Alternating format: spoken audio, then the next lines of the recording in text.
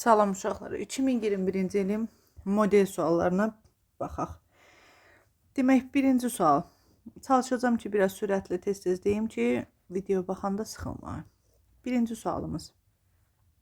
Demək, ayın bərabərdir 6n ardıcıllıq verilib. Bir də b-in verilib bərabərdir 16n. Siz bilirsiniz ki, məsələn, n-in yerinə 1 qoysaq, bu olacaq 6. 2 versək 12, 3 versən 18, yəni 6 artacaq. Bu silsilədə isə daha doğrusu ardıcıllıqda B1-imiz 16, B2-miz 32, B3-ümüz 48. Buradan da görürsünüz ki, ədədlərimiz 16 artır. Demək, onda bizə Venn diaqramında burada gördüyünüz kimi kəsişmə olan hissəni soruşur. Kəsişməni. Deməli, biz 6-ya və 16-ya əküb tapırıq. 6 və 16-ya bölünən ən kiçik ədədimiz 48-dir. İndi burada MK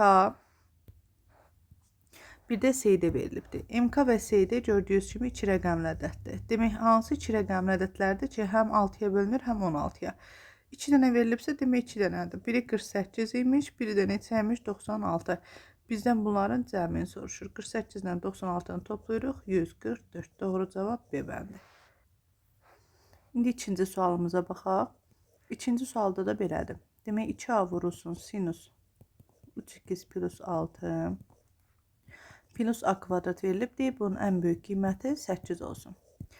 Siz də bilirsiniz ki, sinus K2'miz qiymətlər çoxluğu -1 və 1 arasındadır. Demək, ən kiçik qiyməti -1, ən böyük qiyməti 1'dir. Amma burada siz nəyə fikir verməlisiniz? Bu A-ya. Birinci şərtdə A-ya sıfırdan böyük, yəni müsbət ədəd kimi götürsək, bu ifadənin ən böyük qiymət alması üçün biz buradakı sinus 3x plus 6'nın yerinə 1 verməliyik. Onda olacaq 2A vurulsun 1 plus A kvadrat bərabərdir 8. Buradan A kvadrat plus 3A minus 8 bərabərdir 0. Köklərini alırsınız. -4 ilə 2. Burada şərtdə vermişik ki, A sıfırdan böyük olmalıdır. Deməli, buradan 2'ni götürürsünüz. İkinci hala baxarıq. Bu zaman A sıfırdan kiçik şərtlə baxırıq. Bu zaman isə əgər A sıfırdan kiçikdirsə, yəni bura mənfidir. Onda demək, böyük qiymət almaq üçün sinus da mənfi qiymət almalıdır. Ona görə demək, sinusda da ən kiçik qiymət -1'i veririk biz. Aha. Plus A kvadrat bərabərdir 8. Buradan A kvadrat minus 2A minus 8 bərabərdir 0. 4 ilə alırıq -2. A sıfırdan kiçik şərti verildiyinə görə demək 4'ü götürmürük, -2'ni götürürük. Deyə ala biləcəyi qiymətlərin hasili 2'ni vururuq -2, cavabımız olur -4. Doğru cavab A bəndi. İndi üçüncü sualımıza baxaq. Şəklini çəkdim ki, vaxtınız getməsin. Demək, burada nə verilib? Deyək, tərəfi 6 olan ABC üçbucağı, demək, tərəfləri 6 olan bərabər tərəfli üçbucaqdır. CDY də bərabər tərəfli üçbucaqdır, hər tərəfi 6'dır. Deyir ki, o diaqonalların medianların kəsmə nöqtəsidir. Tamam. Medianların kəsmə nöqtəsidirsə, bilirsiniz ki, medianların kəsmə nöqtəsində qaydamız belədir ki, medianlar kəsişir, kəsmə nöqtəsində 2-1 nisbətində bölünür. Yəni 2x yuxarı təpə tərəf böyükdür həmişə.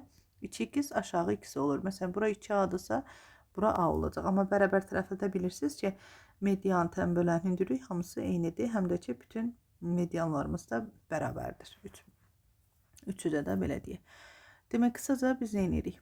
Demək, buradan biz medianı tapsaq. Məsələn, tutaq ki, buradan bura qədər medianı tapsaq. Medianımız elə qısaca tərəfin yarısının köküs mislinə görə, demək, 6/2 köküsə görə 3 kökətdə 3'dür. Sonra 2-1 nisbətində bölündüyü üçün, demək, onda demək, bura 2x'dir, bura x-dir axı. 3x bərabərdir 3 kökətdə 3'ə görə x-imiz olur kökətdə 3. Demək, bu hissəmiz olur kökətdə 3. Yaxşı. Yuxarı silim. Bizə lazım olan hissəsi lazımdır. Baxın, bizə buradan bura kökətdə 3'dür. İndi deyir ki, O nöqtəsindən Y nöqtəsinə qədər aran məsafəni soruşur. Demək, bu O'dan bu Y-yə qədər olan məsafəni soruşur. Bax, bizdən buranı soruşur. Bura x-dir. Bura x-dir. Onda biz nə edək? Demək, biz bu düz xətti buradan bura birləşdirək. Demək, buradan bir hündürlük çəkirik də, buranı birləşdirdik. Burada bir düz bucaqlı üçbucağımız yaranır. İndi bu hissə kökətdə 3'dür. Bizə lazımdır buradan bura qədər olan hissəni tapaq. Bunu tapmaq üçün nə edək biz? Bu bərabər tərəfli üçbucaq var, CDY. Buradan bura bir hündürlük çəksəm. Bunu hündürlüyü, bayaq burada medianı tapmışdıq. Median və hündürlük bərabər olduğu üçün onda bura 3/3-dür. Bunu biz paralel burada köçürsək, yəni bərabərdir gördüyünüz kimi. Burada 3/3 olur. Onda deməli düzbucaqlı üçbucağın bir tərəfi 4/3-dür. Buranın toplamı 4/3-dür. İndi məsələn burada bir P nöqtəsi deyək. P-dən Y-yi tapaq. P-dən Y-yi necə tapırıq?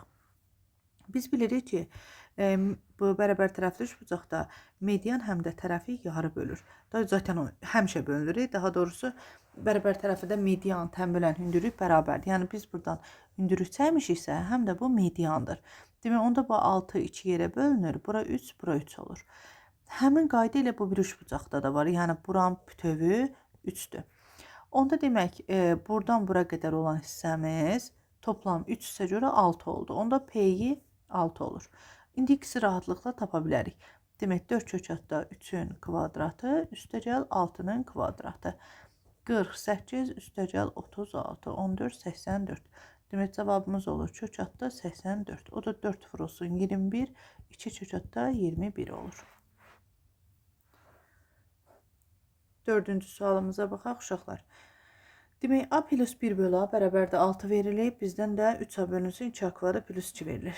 Demək bu tip sualları necə yanaşırıq? Bir kvadratı yüksəltməklə çox vaxt başlayırıq yazmağa və yaxud da ki, hər tərəfi aya vururuq, aya bölürük. Amma bu misalın həlli daha maraqlıdır. Demək biz nə edək?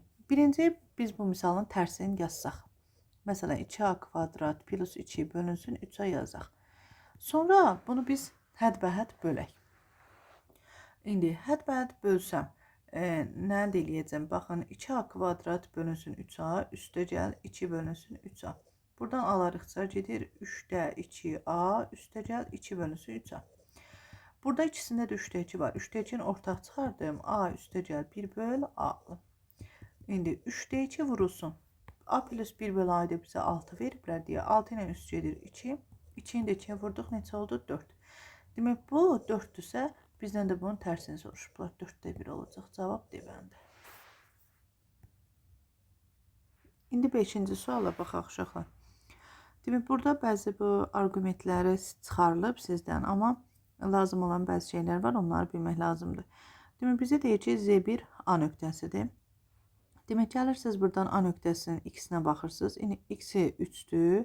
Y isə 1, 2, 3, 4-dür. Demək onda demək Z1-də Z1-imiz oldu 3 üstəgəl 4i. İndi bizə deyib ki, B isə Z2-dir. Gedək indi B nöqtəsinə baxaq. B nöqtəsi isə gördüyünüz kimi, yəni Z2 olan. Sadəcə Y-in üzərindədir. 2, 3, 3-dür. Demək bunun x-i yoxdur həqiqi hissəsi. Elə bir bunu yazaq 0 üstəgəl 3i. Buradan sonra siz nə edirsiniz? Deyir ki, Z1 sırf xəyali ədəddir. Xeyr, Z1-imizdə həm həqiqi ədəd var, həm xəyali ədəd olmaz.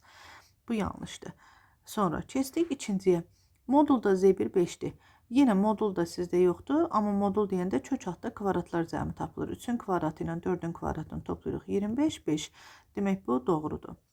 Sonra RZ1. RZ1 yəni birincidə real həqiqi hissə 3. İMZ2 yəni bu xəyali hissə deməkdir. Yəni ikincidə xəyali hissə o da 3-dür. 3 ilə 3 toplayanda 6, bu da doğrudur. Sonra bir də 5-cidir. Yenə 5-ci sizdə moduldur deyə yoxdur. Normalda biz 3 plus 4-ini vururduq 3-yə.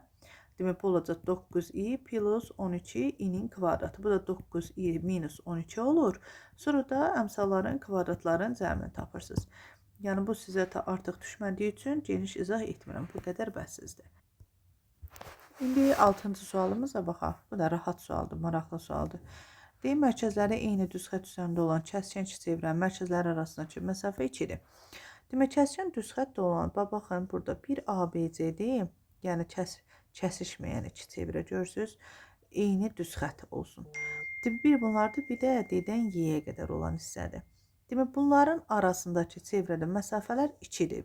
Demək, onda biz bildik ki, demək, bu hissə, baxın, bura 2-dir. Burada 2-dir. Bir də bura 2-dir. Bunu bildik. Bir də deyir ki, kəskin iki çevrənin mərkəzlər arasındakı məsafə 16-dır. Kəskinlər də ki, budur da görürsünüz, burada kəsiblər. Aha, buradan bura qədər olan məsafəmiz verilib 16. Bir də bura onda 16-dır. Şu. İndi deyir ki, görürsünüz, ACY-dir, perimetri deyir 98-dir. Demək, biz belə eləyək. Demək, bura R-dir, burada R-dir, kongruentlər, axı görürsünüz, deyir, kongruent hamısı bərabərdir, yəni radiusları. Burada R-dir, bura zaten 16 verilib, bura R-dir, bura R-dir. Gəlin, indi toplayaq. Bax, buradan bura qədər baxın. 1, 2, 3, 4 dənə R var. Demək, 4 R plus 4 üstə gəl. İndi yan tərəflər 16, 16 verdi bizə 32. Üstə gəl. İndi aşağı oturacaq DY-yə baxaq. DY-də 2 dənə R var. Bir dənə də 2-miz var. Aha, bunu bərabər eləyirik 98-ə. 4 R, 2 R, 6 R plus 38 bərabərdir 98. Buradan 6 R-imiz bərabərdir 60-a. R-in qiyməti oldu 10. Demək, radius 10 imiş. Deyək, bir çevrənin uzunluğu. Demək, C bərabərdir 2 pi R, o da olacaq 20 pi. Demək, burada da trigonometrik bərabərsizlikdir. Yenə bunlar qəbula düşmür, amma kiməsə lazım olar deyə deyirəm. Demək, buradan kotanges x-imizin açılışını yazsaq, belə sinus 2 vurulsun. Kotanges kosinus bölünsün sinusdur. Böyükdür 2-də 1. Sinuslar gedir. Buradan kosinus x böyükdür 2-də 1 alırıq. Sonra buna ilə hazır düsturu da var. Demək, kosinus bilirsiniz ki, belə çevrə ilə də göstərmək olar. Məsələn, tutaq ki, bura A-dır. Bura nə olur? Mənfi A olur. Plus 2 pi k-da olur. Böyüklər dediyinə görə bu hissəni götürürük. Amma tez elə qayda ilə də gedə bilərsiniz. Demək, necədir? Kosinus 2-də 1 alır 60 dərəcədə. Demək, bir dəfə mənfisini götürürük. Mənfi 60 plus 2 pi k. Bir də müsbət 60 plus 2 pi k. Bu bizim cavabımızdır. Amma biz nəyə fikir verməliyik? Bizim misalımızda kotanges var. Biz bilirik ki, kotanges demək 0-ı, 180-i, 360-ı bu qiymətləri almır. İndi bizim qiymətimizdə də gördüyünüz kimi mənfi 60, bir də müsbət 60. Bu pi bölü 3-dür. Aha, pi bölü 3. Aha. Demək, bura pi bölü 3-dür, burada mənfi pi bölü 3-dür, burada pi bölü 3-dür. Demək, biz bu kotangesin qiymətlərindən bizim həllimiz buradır da. Burada bir dənə 270, bu 360, bu 360-ı almır. Demək, biz bunu buradan çıxartmalıyıq. Demək, onda bizim cavabımız olacaq. Mənfi pi bölü 3 plus 2 pi k-dan 2 pi k-ya, yəni 360-a. Bir də pi bölü 3 plus nə olacaq? 2 pi k-dan pi bölü 3 plus 2 pi k-dan pi bölü 3 üstə gəl 2 pi k-ya. Yəni, bunlar sizə düşmür deyə çox uzaqdır buna. 8-ci suala baxaq, uşaqlar. Demək, 8-ci sualda da, demək, birinci tənliyimizdə x kvadrat minus 6x plus 8 bərabərdir 0, kökləri olur 2 ilə 4. O biri tənliyimizdə x kvadratlıq 8x plus 15 bərabərdir 0, burada köklərimiz olur 3 ilə 5. Sonra kub tənliyimizdən x ortaq çıxardaq, x kvadratlıq 5x plus 6 bərabərdir 0, ayrı-ayrı 0 bərabərlədik, 0, 2, bir də neçə aldıq? 3 aldıq. İndi aparaq Venn diaqramında yerinə qoyaq. Demək, indi nə edəcək biz? Bizə verib də tənişlər köklər, tamam. Aha. İndi baxaq görək hələ. Bax, bu 2, 4 var. Burada da neçə var da? 0, 2, 3 var. Demək, hər ikisində ortaq olan hansıdır? 2. Demək, burada 2 ortaqdır bizdə. Demək, burada ortadakında fikir verin, 3 dənə həll var. Demək, bu ortadakı olandır. Demək, onda biz, belə deyək də, bura 2-ni qoyaq. 2-ni qoysaq. Onda bunun digər kökü 4 olduğu üçün bura 4 yazıram. Bu elə bir bizim birinci tənliyimiz olsun nömrəli ilə. Sonra indi 3-cü tənliyimizə bu ikisinə baxırıq. Demək, 3, 5-dir, burada 0, 2, 3-dür. Demək, ikisində eyni olan 3-dür gördüyünüz kimi. Ona görə deyə 3 yazıram. Onda deməli, bu da 3 nömrə tənlik deyək də bizdə. Aha, demək, bu birinci tənlik olsun. Bu ikinci tənliyimiz olsun, bu da üçüncü. Demək, üçüncü tənlikdə 3-ü ortaya qoyduqsa, burada da neçə qaldı? 5 oldu.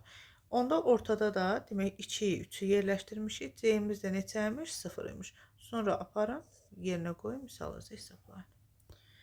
9-cu suala baxaq. 9-cu sualda rahat sualdır. Demək, deyil, trapesiyanın oturacaqlarından birini 7 dəfə, digərini 2 dəfə artıraq. Birinci belə deyək biz. Biz trapesiyanın oturacaqlarına, məsələn, bura A desək, bura B deyək. Sonra isə Bizə deyir ki, birini 7 dəfə artır. Tutaq ki, buranı 7 dəfə artıraq, o birini 2 dəfə artıraq. Burada 2A yazaq. Hündürlüyü 5 dəfə azaldırıq. Demək, hündürlük h idi. İndi isə 5 dəfə azaltdıq. H bölünsün 5 oldu. İndi deyir ki, bu zaman sahə dəyişmir. Onda demək, birincidə sahəmiz olmuşdu. A plus B bölü 2 vur h. İkinci dəfə də oldu. 2A plus 7B bölü 2 vur h bölünsün B. Bilirsiniz ki, orta xətt vurulsun hündürlükdür. Burada məxrəzlərdən 2-lər ixtisar getsin. H-lar burada gedir. Çarpaz tənasüblə demək 5A plus 5B bərabərdir 2A plus 7B-yə. 5A-dan 2A-nı çıxanda 3A bərabərdir 2B. A 2K, B-yə də 3K qoyaq. Bizə nəyi soruşub? Böyük oturacaq, kiçik oturacaq, neçə dəfə böyükdür. Demək 3K-nı bölürük 2K-ya, olur 1,5. Keçək 10-cu sualımıza baxaq. 10-cu sualda rahat sualdır. İndi burada deyir ki, 10-cu sualımızda A bərabərdir kökətdə 24 üstəcə 8. Bizdən soruşur kəsr hissələri. Biz bilirik ki, birinci yadınıza salım, kəsr hissəni tapmaq üçün verilən ədəddən tamı çıxmaq lazımdır. Demək, birinci biz tamımızı tapaq. 24-dən təqribən bilirsiniz ki, 4 tam neçə çıxır? 4-ün üstünə 8 gələndə bu 12 tam neçəli bir ədəddir. Onda bu ədədin tamı 12-dir. Demək, onda kəsr hissəsini tapmaq üçün A bərabərdir kökətdə 24 plus 8 minus 12 yazırıq. Olur kökətdə 24 minus 4 tapdıq kəsr hissəmizi. İndi ikinci misalımıza baxaq. Demək, B bərabərdir kökətdə 24 minus 6. Yenə bu qaydamıza görə birinci tamı tapaq. 24-dən 4 tam neçə çıxır? 4 tam neçədən 6-sını çıxanda, məsələn, deyək ki, 4,5 deyək təqribən. Çıxanda mənfi 1,5 eləyir. Mənfi 1,5-in tamı isə mənfi 2-dir. Onda verilən bu ədəddən 24 çıxartdan çıxırıq mənfi 2-sini. Bu zaman alırıq kökətdə 24 minus 4. Gördüyünüz kimi kəsr hissələr ikisində də eyni alındı. Bizdə deyir ki, kəsr hissələrin fərqini tap. Onda fərqi neçə olacaq? 0 olacaq. 11-ci sualımıza keçək. Bu suallardan topluda demək olar ki, vardı da. Məsələn, 11-ci sualda necədir? Deyir ki, demək nədir? 3 dənə sərçə var, 3 qaranquş var, tamam. 3 dənə qaranquş varsa, onda qaranquş, qaranquş, qaranquş. 4 dənə sərçəmiz var, tamam. 2 dənə də qarğa var, olsun. İndi bizə deyir ki, eyni növ quşlar yan-yana dursun. Onda demək, yan-yana durması üçün biz elə ki, bunları belə bağlayırıq. Baxın, bir bu, yəni bağlanmış formada, bir də bu. Aha. Bunlar deyir, mütləq yan-yana olmalıdır. Onda deməli, bizlə bunlar arasında 3 dənə yer dəyişmə var. 3 faktorial. Niyə? Bilmirik axı. Qarğalar birinci gələcək, sərçə birinci gələcək və ya qaranquş gələcək. Bu bloklarda elə bir bağlanmış iplərimiz, belə deyək, fikirləşin, qutularımızın yer dəyişməsi. Sonra həm də quşlar öz aralarında yer dəyişmə eləyə bilər axı. Demək, ona görə 3 dənə qaranquş öz arasında yer dəyişmə 3 faktorial, 4 dənə sərçə 4 faktorial, 2 dənə də qarğamız 2 dənə faktorial. Və salam, cavabınızı hesaplayarsınız. İndi 12-ci sualımıza baxaq. 12-də rahat sualdır. Demək, bizə verilibdir ki, A-8 2 minus 3 böyük bərabərdir 4. Vaxtınızı aparmayım, köçürdərək M-dən müsbət sonsuzluq. Bir də deyək ki, M böyükdür 1-dən. Tamam. Birinci biz başlayaq bərabərsizliyimizi həll edək. Demək, buradan A-8 2 böyükdür bərabərdir 7. X-i taparkən bilirsiniz ki, vurma varsa bölürük axı. Biz 7-ni bölürük A-8-ə. İndi sən nəyə fikir verməlisən ki, X əmsalın, X-in yəni qarşısı əmsal mənfidirsə, bu ortadakı bərabərsizliyin işarəsi dəyişilir, amma müsbətsə dəyişilmir. İndi bizdə şərtdə verib ki, M böyükdür müsbət sonsuzluq. Demək, bu M-dən müsbət sonsuzluğa doğru gedirsə, demək, məndəki bu böyük bərabərçi işarə verir. Bu dəyişməməlidir ki, bu müsbət sonsuzluğa geçsin. Dəyişsə, mənfi sonsuzluq olur. Ona görə demək, mən buradan bildiyim ki, A-8 həmişə 0-dan böyükmüş. Demək, A-mız mütləq 8-dən böyükdür. Aha, buranı tapdıq. İndi bizdə demək, indi X böyük bərabər oldu bu ədəddən. Elə bir ki, demək, bizim ədədimiz 7 bölünsün A-8-dən müsbət sonsuzluğa aldıq da. Bizə də demişdi axı M-dən müsbət sonsuzluğa olacaq. Demək, onda elə M dediyim elə buymuş da demək. Demək, mən tapdım ki, M-im 7 A minus 8 imiş. 7 bölünsün A minus 8. İndi ikinci şərtdə demişdi ki, n böyükdür 1 həll et. Demək 7 A minus 8 böyükdür 1. İndi məxrəc bilirsiniz ki, sıfırdan böyük ədəddir. Ona görə demək biz bunu çarpaz tənasüblə həll edə bilərik. A minus 8 böyükdür. Neçə tərs belə deyək də dayan. Tərsinə çevirim. Dəqiqə. Demək, biz belə deyək də, demək, onda A minus 8 kiçikdir neçədən? 7-dən. Demək, A-yımız kiçik olacaq 15-dən. Demək, biz burada da almışdıq ki, A 8-dən böyük. Demək, onda 9, 10, 11, 12, 13, bir də neçə olacaq? 14 olacaq. Tam qiymətlərin sayıdır.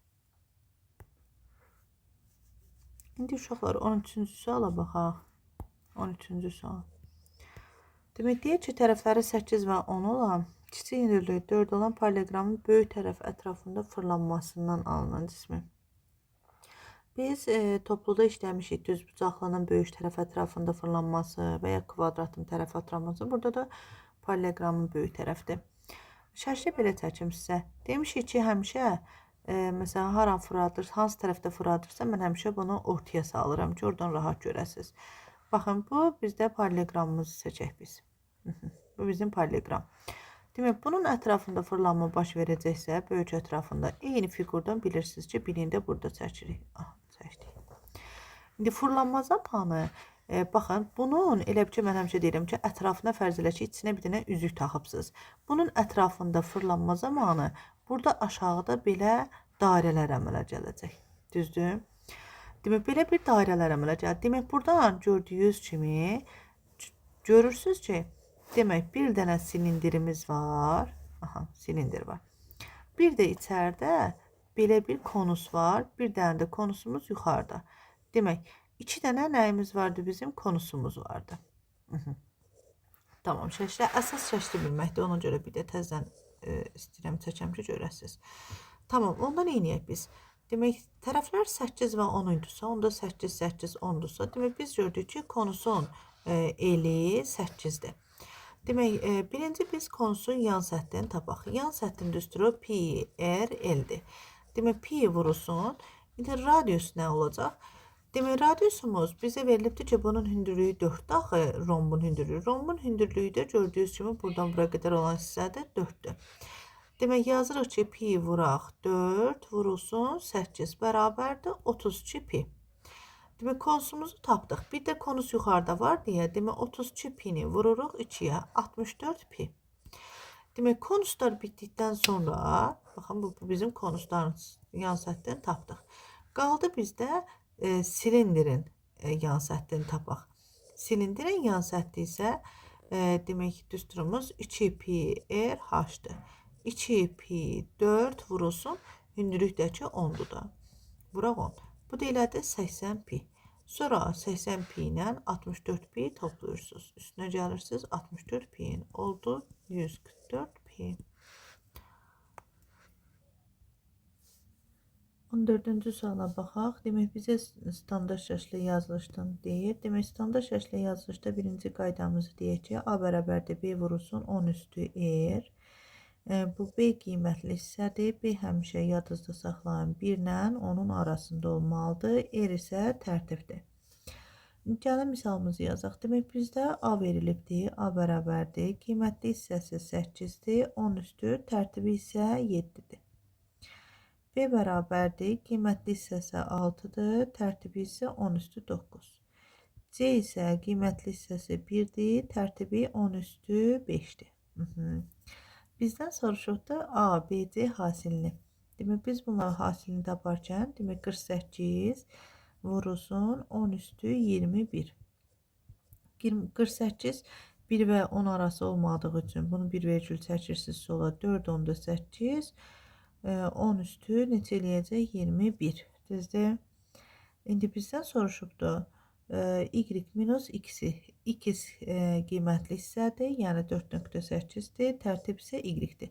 Demək, 21-dən çıxırsınız 4,8-in cavab olacaq 17,2. Doğru cavab C bəndidir. 15-ci sualımıza baxaq. 15 də rahat, asandır. Bu bir sualımıza baxaq. Tamam. Bura bir dənə baxaq, bir dənə burada hesablama səhv eləmişəm. Demin nətərdə 9, 7, 16, 5 buradan 21 olur. Deyirəm, çünki 1 seçdim. 4 onda 8 olanda 22 olur. Bizdə 22-dən çıxırıq 4,8-ni. Tamam, 17,2. Yaxşı. Keçək 15-ci sualımıza. Bildinizdə buradakı səhvi, yəni əsasları toplayanda səhv eləmişdim. Hesablama səhv, texnik səhvdir. 21, 48 qiymətli hissə olmaz deyə 1,8, 4,8, 10 üstü 22. Uşaqlar, sonsuz sayda həlli var deyəndə bu asanda qaydanı bilirsiniz ki, demək x-in əmsalı 1-dir, x-in əmsalı m-dir, bərabərdir, m bölünsün n, bərabərdir, m böl 8 bərabərliyi ödəməlidir. Buradan çarpaz tənasüb eləsək, m kvadrat bərabərdir n, buradan çarpaz tənasüb eləsək, n kvadrat bərabərdir 8m-ə. Yaxşı, burada n kvadrat var deyə, demək biz bunu kvadrata yüksəltsək, m üstü 4 bizə verər n-in kvadratı. Demək n-in kvadratın yerinə buradan qoyaq m üstü 4 bərabərdir 8m. M üstü 4 çıx 8m bərabərdir 0. Buradan m-i çıxarsaq, m-in kubu minus 8 bərabərdir 0. M-i 0 alırıq, bir də m-i tapırıq 2. 0 olmaz, çünki niyə? 0-a gətirib qoysan m 0 olar, bu 0 olar, bu 0 olar. Yəni bu necə sonsuz sayda həll olsun ki? Demək m-in qiyməti neçədir? 2-dir. Onda m 2-dirsə, buradan m kvadrat bərabərdir n bərabərliyi var idi. N-imiz də onda 4 olur. 2 ilə 4-ün də cəmi 6.